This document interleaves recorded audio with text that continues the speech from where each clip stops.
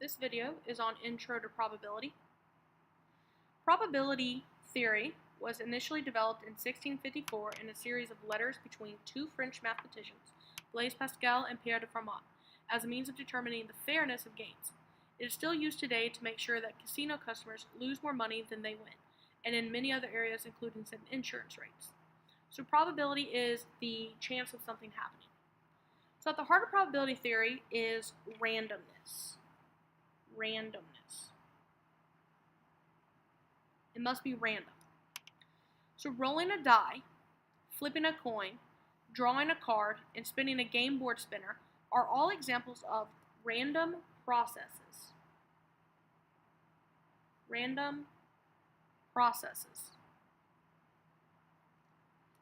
In a random process, no individual event is predictable, even though the long-range pattern of many individual events often is predictable.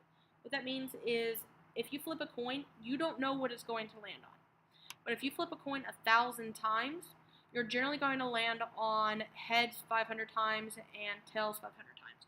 So in the end, you can determine what the probability is going to be based off of the random processes. Same thing with the game board spinner or rolling a die. So there are two types of probability. We have experimental and theoretical. Now experimental are the real world data. So these are probabilities are determined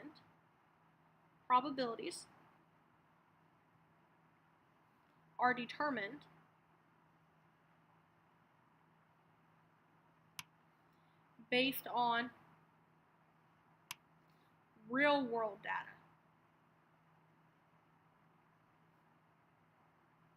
An example of this would be insurance rates.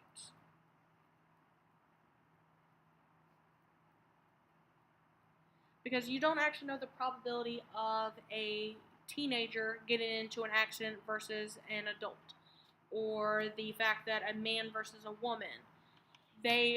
You have to actually get the actual real-world data to determine the insurance rates, and that's what insurance companies do to determine how much you have to pay depending on your age, your gender, your location. It all depends on the information that they can actually gather. The other one, theoretical, is actually math world. So this is probabilities are determined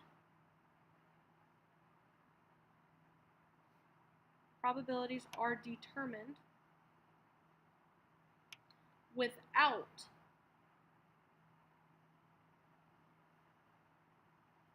gathering real world data. An example of this is flipping a coin. Now you can actually flip a coin 1,000 times and actually note how many times you get heads and how many times you get tails, but it will generally be 50-50.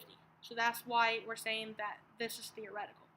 So these rolling a die, flipping a coin, drawing a card, and spinning a game board spinner, these are all going to be our theoretical ones because we don't actually have to do the experiment to get this information.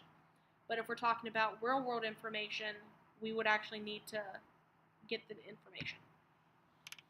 So when we're calculating probabilities, when calculating the probability of something happening, the something is called an event. It's what we want to happen.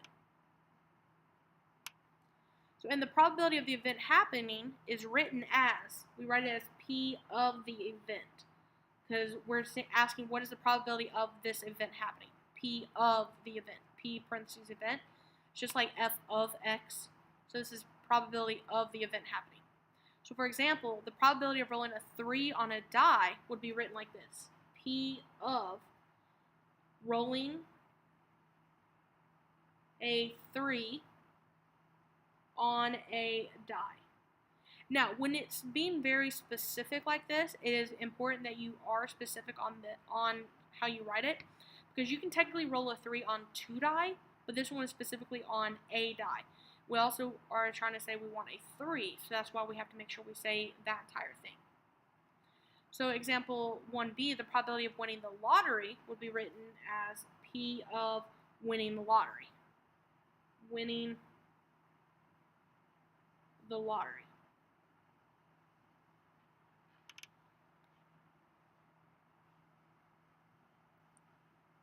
Now, probabilities are always expressed as a number between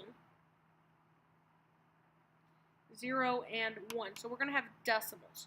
We will not have fractions. You will want to use the fraction to get the decimal, but it's also not going to be written as a percent. Because we're not going to say it's 50%, because that's just 0.50. So it's going to be a number between 0 and 1. So it's going to be the probability of an event that is certain to happen is going to be 1. Not 100%, we're going to say 1. While the probability of an impossible event is 0, because it cannot happen. So this is how we calculate the probability. So to calculate probability, you count the number of ways the event can happen. So the number of ways the event can happen,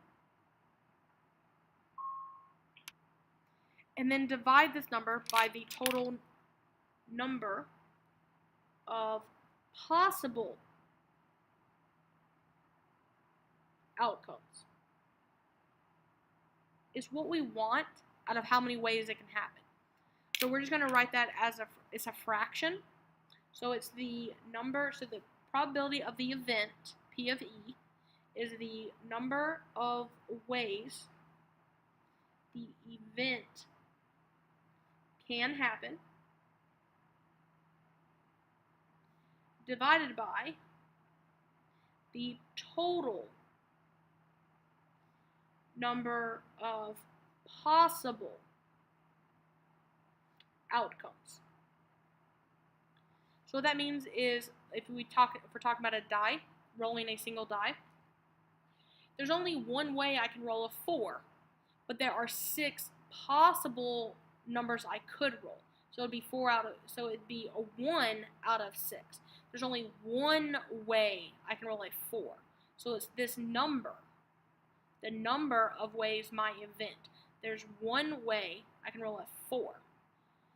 There are 6 possible rolls. So it'd be 1 out of 6.